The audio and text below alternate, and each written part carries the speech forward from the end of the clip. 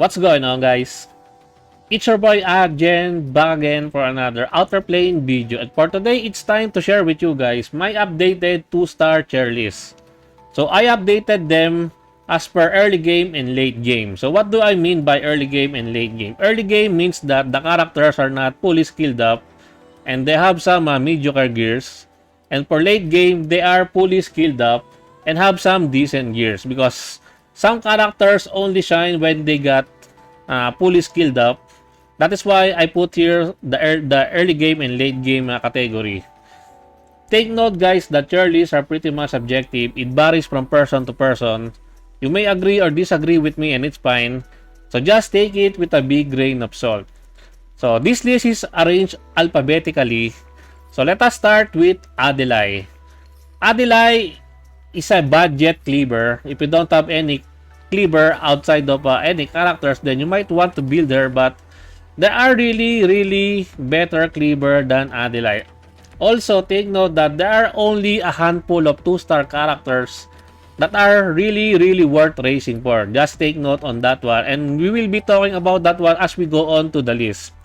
Adelai is not worth building in my honest opinion. She is just your budget cleaver, but there are other better cleavers even in the 3-star character. So she is somewhat in the low tiers. That is why she got the B tier treatment both in early game and late game. Same with Alpha. Even though they are both cleaver, Alpha has some form of utility, which is stun, which might be helpful in arena, but as I've said, there are way better characters that you can use to cleave in arena, because cleave is the meta in arena right now. I don't know for how long it will be the meta, but I can see it be running for a long time, because that's just how the game system works. The mechanics works in this game right now, but probably it will change. Next, we have Cindy. Before, I rated Cindy somewhat a little bit higher in the early game. I rated her SS because she is very unique for a 2-star character. I think she is the only AoE attack buffer in the game right now. Even in the 3-star characters, there are no other attack buffer except for Siren's chain finish, which there will be other better finisher to use, because Siren is not that much used in PvE, and chain finish is only available in PvE, not in PvP. So your only best bet for an AoE attack buffer is Cindy, and Cindy is also a really great opener in PvP, since she has a really fast base speed. That is why you build Cindy with a lot of speed gears and speed substats, and let her shines in PvP. That is why I put her in PvP. Also in PvE, she's really good also in farming hunts. There are some hunt clear that she makes hunts those auto farming really faster. If you are going to be autoing the hunts, because there are not enough skip tickets to use in farming hunts, so there will be some time that you need to fully auto the stages, and Cindy makes those hunts really easy also, and really fast. So Cindy is one of those 2-star characters that are really worth racing for. Next is another broken 2-star character. We have here Darli. Darli is the queen of crowd control. She can debuff the speed, the accuracy, and also silence the enemies. That is how good she is. And that is an AoE debuff, by the way, not a single target, but AoE. That is why she is also one of the Holy Trinity in the game, alongside Tio and Valentine. Those 3 utility characters are top tier in this game, especially in PvE, but in PvP not that much, because there are way better characters to use in PvP, but she works pretty well also in PvP. That is why she got the S rank rating here in my PvP during the early game and also in the late game. So again, Darli is also another 2-star character worth building for, alongside Cindy. Next, we have Ava. Ava is the pre-character that you get when you started out, and also probably the poster girl of Outerplane, and probably the heroine, because she is somewhat paired with the main protagonist Kay. Early game is not that bad, but you will be getting Tio for free in your daily login in the day 2 login reward. So she's not that much used, but outside of the once you gear her up in PvE, maybe in the late game she's somewhat useful. There are some certain stages where you need to bring at least 2 healer. I cannot remember the stage where you need 2 healers, but there will be a stage where you need 2 healers alongside the Tio plus Eva. Is a really, really good combination to that one. So that is why I braided her during the late game as S tier. Maybe there will also come some form of other end game content that needs more than 1 healer. So maybe Eva will be a really good addition to that one. That is why PvE late game S tier, but during the early game, it's not really worth building her, in my honest opinion. PvP is just meh. Don't bring Eva in the PvP. She will just get wiped out. Next is Peina. Peina is also another really good healer. She has this. She's the only healer in the game that has immunity buff, AOE immunity. Probably I should put her as S tier in the late game, because of how good she really is. Let's just change now, because Peina is really, really good. AOE immunity buff is really helpful in PvE, especially in certain stages where the boss debuffs you by a lot, especially those annoying burn debuffs in floor 100 of the tower. You need Peina in floor 100 for you to clear that one. I have not built my Peina yet. That is why I have not cleared the floor 100 yet. I'm stuck in floor 100, but once I build my Peina, probably I can already clear that stage. That is how good she is. She is also worth building for. Next, we have Pnear. Pnear is a single target DPS. The lower the HP, the more damage she does. Early game, not that good. Probably in late game has some uses. That is why she got the 8-tier treatment here. In PvP, she's just meh. She will just get clipped and she will just die. Single target DPS is really, really not okay in PvP right now, because of there's a lot of annoying cleavers in the game. Idith. Early game, not really good in PvE.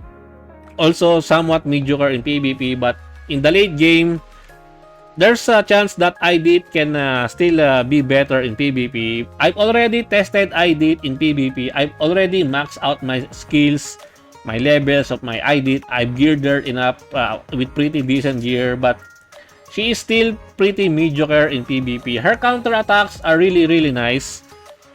She's also waifu material, but she's not somewhat like Violet in Epic 7, where Violet can just 1v for those enemies in PvP. Idith here will just die, especially during if you're fighting a lot of really good characters in the high tier rankings in the arena. She's really hard to use. She's not really worth building for, in my honest opinion. I've regretted building her, but she's waifu. That's all that matters. But after I've tested her out in arena, she's just bench. I bench her already. Yeah, it's kinda. I have some regrets, but because the skill books are really, really important in the game, and I've used a lot of skill books on my Idith, so there's that.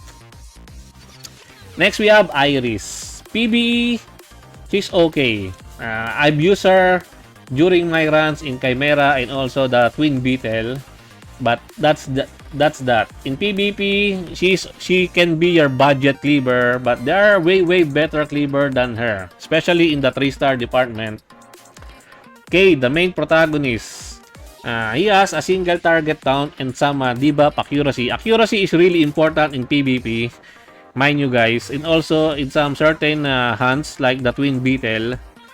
But K is not that good. He's not worth leveling, even though you can easily 5-star him just by progressing to the stage and also just by clearing some side story, but he's still meh. Same with Kate.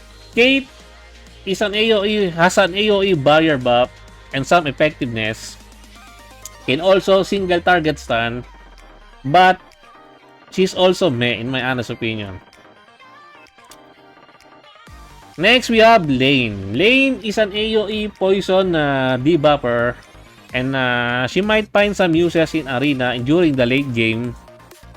And also she's really fast because she has a really fast base speed, and she can be a really good opener, but that is her niche only.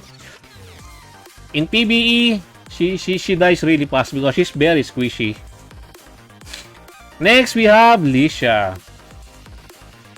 Her S3 is a cleave attack. Her S2 is a double target attack. She's just somewhat like Mercedes in Epic 7.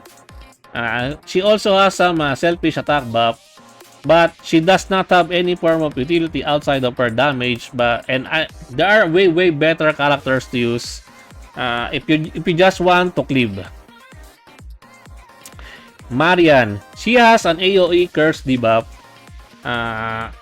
She's very slow. That is why even though she has a AoE curse debuff, her ratings in both PvE and PvP are somewhat low. Beecher.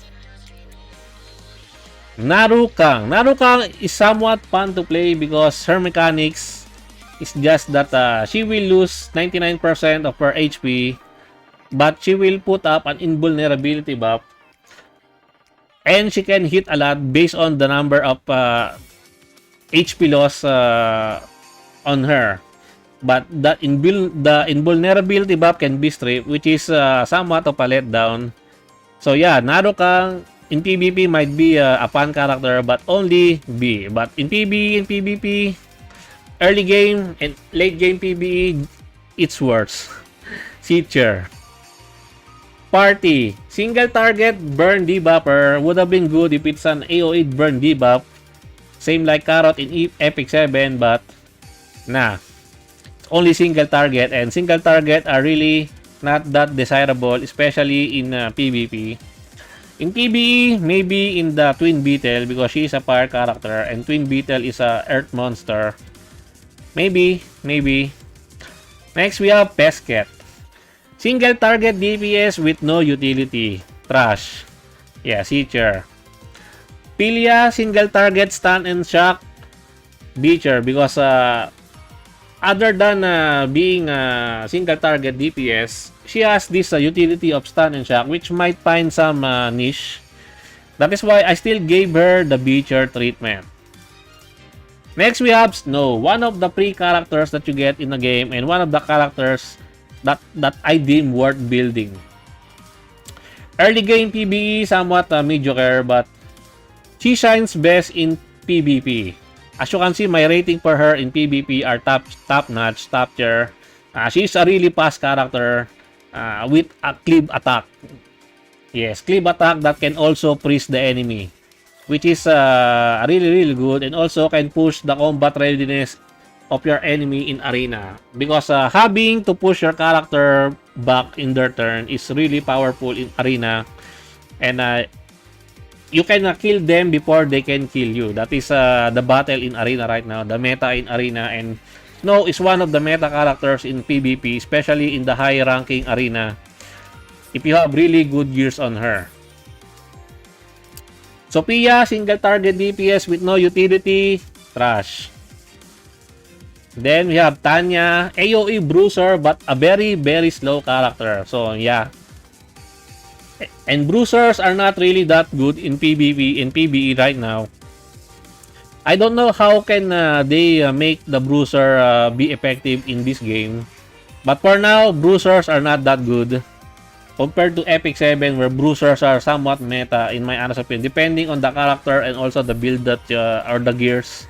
Bruisers are somewhat into the meta. But now, in this game, bruisers are not meta. Tio, broken character. Just build her, guys. She's broken. One of the holy trinities in the game. You will see her a lot in both PvE and PvP. That's just how good she is. Vera. Vera is an AoE. She's somewhat like... who is it? BBK in Epic 7. AoE cleaver. A really strong glass cannon unit, but... she will die really fast in arena also, but maybe if you can gear her really with some decent gears, really great gears, she might do some insane damage in PvP. Also, I forgot to tell you about Tio. Tio is just the best healer in the game, period. That is why she earned this SSSSSSSS rankings in the 2-star character. And also not only in the 2-star, but in overall, including in the 3-star, she's just top tier, best healer in the game. And there you go, guys. That is my updated 2-star tier list for Outerplane. And I think that's it for me for today, guys. I hope you enjoyed this video. Please leave a like and subscribe. I would really appreciate it if you could help me grow my channel more. And thank you to everyone who are supporting my channel. I appreciate every one of you. Until next time, peace.